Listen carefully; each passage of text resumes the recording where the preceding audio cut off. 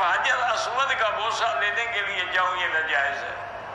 حجر اسود کا بوسہ لینا سنت ہے طواف کرتے ہوئے، بغیر طواف کے جا کے بوسہ نہیں لینا. نہ حضور پاک نے لیا نہ صحابہ نے لیا. ہمیشہ یاد رکھو کہ ہمارے لیے دلیل کیا ہے؟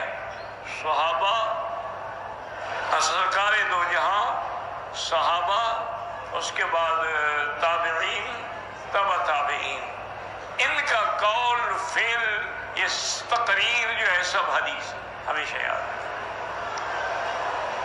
تو کسی صحابی نے ایسا نہیں کیا، کسی تابعی نے ایسا نہیں کیا. تو جب تک یہ چیزیں میرے آقا سے، صحابہ سے، اجماع سے کیا ثابت نہ ہوں تو وہ پھر بدعت بن جاتی ہے.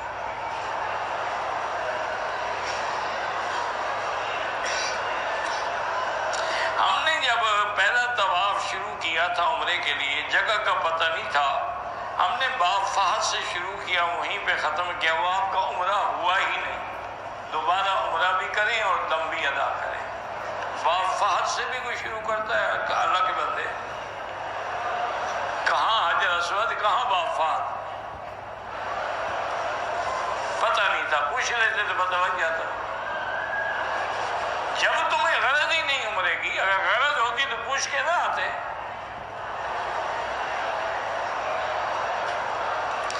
عمرے کے لیے آئے ہیں، ہمارا 21 دن کا پیکج ہے. 6 دن مکہ میں، 9 دن مدینہ پاک میں، 6 دن مکہ میں. نہیں قصر پڑھیں گے نماز جب تک ایک جگہ 15 دن کا قیام مستقل نہ ہو، نماز قصر ہو.